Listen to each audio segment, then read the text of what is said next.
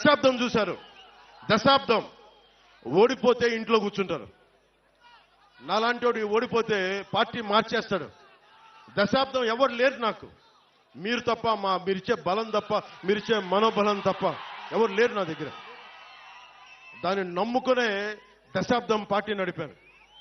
షర్మిల గారు, జగన్ గారి చెల్లెలు, ఆవిడ కూడా కాంగ్రెస్ లో విలీనం చేసేశారు పార్టీ. జనసేన ఒక్కటే ఆటుపోట్లు తింటూ మనకి ఉప్పాడ సముద్రం కోత గురైన నిలబెట్టుకునే ఉన్నాం జనసేన పార్టీని. అంటే ఎందుకు ఇంత నిలబడ్డామంటే, నేను నిలబడటానికి మీ వెన్నంటే నడవడానికి నేను నిలబడే ఉన్నాను ఇక్కడ.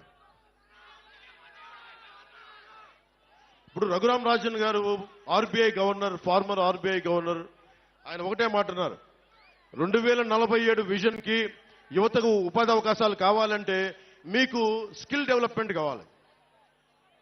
మనకి పిఠాపురంలో స్కిల్ డెవలప్మెంట్ సెంటర్స్, మీకు 20 సెక్టార్స్ లో మీకు స్కిల్ డెవలప్మెంట్ సెంటర్స్ తెచ్చే బాధ్యత, మిమ్మల్ని ఉపాధికి అర్హతలు తెచ్చే బాధ్యత నేను ప్రత్యేకించి తీసుకుంటాను.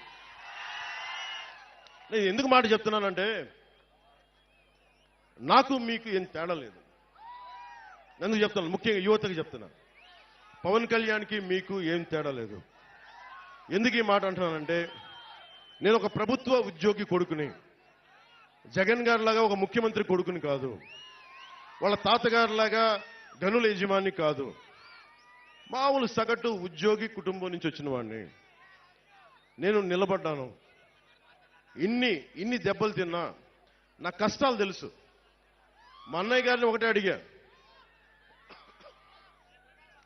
ఆయన కూర్చొని ఏం పని చేయాలంటుంటే, నాకు 5,000 రూపాయలు సంపాదించే పని చెప్పన్నాను. అది ఏం వద్దు నాకు. ఆయన అటు ఇటు తిట్టి నాకు నేర్పించింది ఒక యాక్టింగ్ ట్రైనింగ్ పంపించారు నన్ను, అంతే. ఆ యాక్టింగ్ ట్రైనింగ్ ఒక స్కిల్ డెవలప్మెంట్. అది ఎలా నటించాలి, ఏం చేయాలని ఒక స్కిల్ డెవలప్మెంట్ నాకు ఇస్తే, అది ఈ రోజున మిమ్మల్ని గుండెల్లో పెట్టుకునే వ్యక్తిగా పవన్ కళ్యాణ్గా మీ గుండెల్లో పెట్టుకోండి అని ఎందుకు చెప్తున్నానంటే, ఒక స్కిల్ డెవలప్మెంట్ కానీ మీకు ఉంటే, చేపల్ని తెచ్చివ్వడం కాదు, పట్టించే విద్య నేర్పించాలి. అందుకని నేను ఇంతమంది యువతకి నేను మాటిస్తున్నాను. పిఠాపురం నుంచి ఆంధ్ర యువతకు కానీ, తెలుగు యువతకు కానీ, ముఖ్యంగా పిఠాపురం యువతకి, అన్ని కులాల్లో ఉన్న యువతకి, మీరు ఓట్లు వేసేటప్పుడు మన కులమా కాదా అని చూడకండి. వర్మ గారు చెప్తా ఉన్నారు, వాళ్ళ నాయకులకు ఒకటే చెప్పారంట, పవన్ కళ్యాణ్లో అన్ని కులాల మనిషి, ఒక కులం మనిషి కాదండి.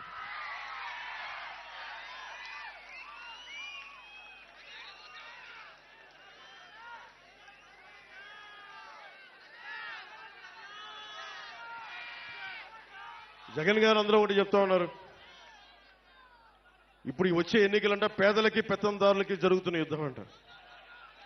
జగన్ గారి పేదలు, వాళ్ళు ఒక్కొక్క ఎమ్మెల్యే అభ్యర్థిని చూపిస్తాను, ఒక్కరికి 200-400 కోట్లు ఆస్తుంది.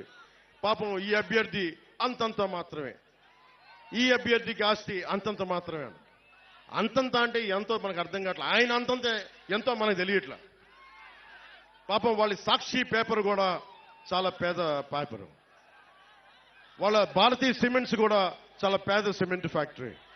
వాళ్ళ సజ్జల గారు కూడా చాలా పేద వ్యక్తి. వాళ్ళ మిథున్ రెడ్డి గారు ఈ రోజున 60 నియోజకవర్గాల్లో అడ్డగోలుగా దోచేసిన ఆస్తిని ఈ రోజున ఎలక్షన్లు ఖర్చు పెడతా ఉన్నారు. 20,000 కోట్ల దోచేసిన జగన్ గారు కూడా చాలా పేదవాడు. మనమే పెద్దదాన్ని. 600 కోట్ల రూపాయలు సిద్ధం బోర్డులకే ఖర్చు పెట్టిన జగన్ గారు కూడా పాపం నిజంగా పేదవాడు. జేపీ వెంచర్స్, మనకు తీరాల్లో మన గ్రామాల్లో ఉన్న ఇసుకని మట్టిని దోచేసిన జేపీ వెంచర్స్ కూడా జగన్ గారి బినామీ కంపెనీలు, అవి కూడా పేద కంపెనీలే. పెద్దిరెడ్డి గారి, మిథున్ రెడ్డి గారి, మిగతా ఉంటారు కదా, వాళ్ళందరూ కూడా పేదవాళ్ళు. ఎమ్మెల్యే కూడా లేని నేను పెత్తందారంట.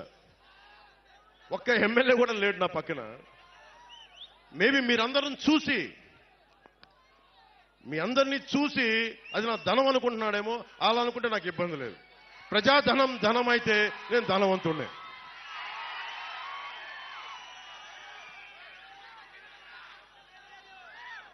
ఆయన 2, వైసీపీ పాలనలో అవినీతి లేదు. అవినీతి నిరోధక శాఖ టోల్ ఫ్రీ నెంబర్ ఇస్తే 4 సంవత్సరాలు